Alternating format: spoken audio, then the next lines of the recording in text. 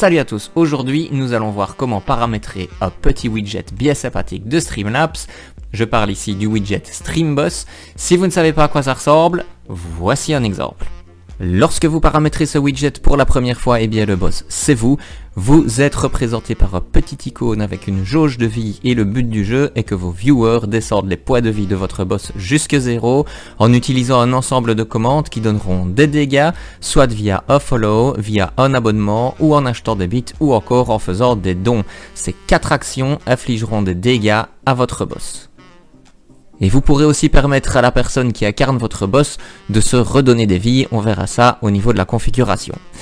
Et le viewer qui donnera le coup de grâce à votre boss en le faisant descendre sous la barre des 0 de vie, eh bien c'est ce viewer qui deviendra le nouveau boss sur votre stream. Et alors c'est un petit widget qui vient déjà s'ajouter au précédent tuto que vous avez vu ou non et qui va s'afficher ici au niveau du mur d'émoticônes. Je vous conseille d'aller le voir si vous voulez encore une fois interagir encore plus avec vos viewers. Allez, maintenant on va configurer tout ça, c'est parti. Vous devez tout d'abord vous rendre sur le site de streamlabs.com et vous identifier avec vos identifiants Twitch. Une fois que cela est fait, cliquez au niveau du menu de gauche sur le menu intitulé All Widget. Vous allez arriver sur ce petit cadre et vous recherchez le menu StreamBoss. Vous faites un clic gauche et nous arrivons au niveau du paramétrage. Paramétrage très rapide et très simple à effectuer. Nous avons un Manage Battle qui consiste à définir les points de vie de départ de votre boss. Je vais indiquer 5000. Nous avons 3 méthodes de fonctionnement. La première qui est une méthode fixe. Votre boss et les boss suivants auront toujours le même niveau de vie, soit 5000. Nous avons également un mode incrémental qui consiste à ajouter des points de vie chaque fois que votre boss atteint 0. Prenons cet exemple-ci, nous avons un montant d'incrémentation de 200. Lorsque votre boss atteindra 0 de vie la première fois, eh bien la personne qui deviendra le boss sur votre channel aura 5200 points de vie, le suivant en aura 5400, ensuite 5600. Vous avez compris la manœuvre, à chaque fois le nombre total de vie du boss augmente du nombre que vous avez tapé ici. Vous avez également un mode Overkill, je vais l'expliquer brièvement avec l'exemple indiqué. Imaginons qu'il reste à votre boss 100 points de vie et qu'un de vos viewers fasse une action qui entraîne 150 de dégâts, et bien la vie de votre boss va passer de 100 à moins 50 de vie, et ce nombre en négatif va être multiplié par le Overkill Multiplier, c'est-à-dire moins 50 fois 3, cela fait moins 150. On retourne cette valeur en positif, ces 150 deviendront les nouveaux points de vie du nouveau boss, à condition que ce chiffre soit supérieur à la valeur indiquée dans la case Overkill Minimum Heals. Dans notre cas, 150 est inférieur à 1000, la valeur du boss sera donc de 1000. Par contre, prenons l'exemple, si le coup de grâce avait donné une valeur de moins 500, nous aurions eu moins 500 x 3 égale moins 1500. Ces moins 1500 ramenés en positif font 1500, sont donc supérieurs à 1000, notre Overkill Minimum Heals. Et bien la valeur du nouveau boss sera alors de 1500 et non 1000. Pour résumer, via cette méthode, le boss aura toujours un minimum de 1000 de vie, sauf si la valeur obtenue par le coup de grâce et son multiplicateur donne une valeur négative plus grande que 1000. La méthode que je vais sélectionner est la méthode fixe parce que c'est celle que je préfère. 5000 points de vie seront attribués à chacun des nouveaux boss. Je ne vais pas faire set stream boss heals pour attribuer les points de vie de votre boss directement à cette étape-ci pour vous montrer l'impact que cela a sous Streamlabs lorsque vous oubliez de cocher ceci. Nous allons donc partir sur les settings. Et nous allons tout d'abord cocher la petite case Enable au niveau de Damage from Boss Heals. Alors qu'est-ce que cela implique? Eh bien le fait de cocher cette petite case va permettre au boss, donc c'est-à-dire à la personne qui sera affichée au niveau du live comme boss, eh bien cela lui permettra d'avoir l'effet inverse et lui non pas de subir des dégâts mais de gagner des points de vie en faisant des actions. Prenons l'exemple suivant, Kevin est le boss de votre stream, il vous regarde. Il se fait attaquer par quelqu'un qui vient de faire un follow, il a perdu 5 de vie, il veut reprendre 10 points de vie, et bien imaginons qu'il fasse un don en bits de 10, et bien ces 10 bits vont lui rapporter 10 HP, et imaginons s'il était à 3600 de vie ici, il repassera à 3610. Donc le fait de cocher cette petite case va permettre au boss de récupérer des points de vie en faisant les mêmes actions qui se situent ici. Et bien à l'inverse, tous les autres auditeurs qui ne sont pas le boss de votre stream vont pouvoir infliger des dégâts au boss du stream. C'est-à-dire que par follower, nous avons un 5 de dégâts. Par bit, nous avons 1.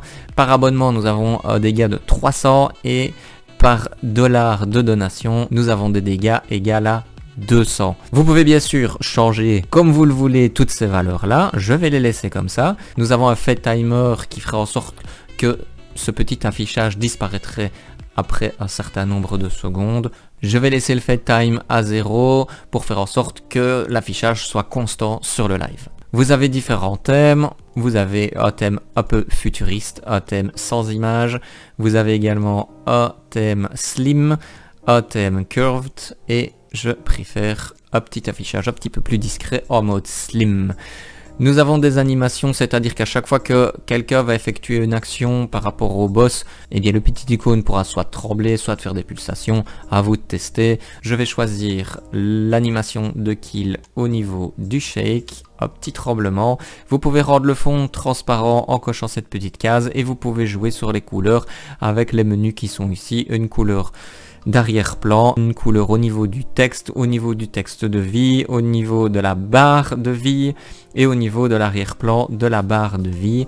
Vous pouvez choisir le fond de la police et si vous connaissez un petit peu le HTML et le CSS avec les feuilles de style, vous pouvez les configurer vous-même en cochant Enable.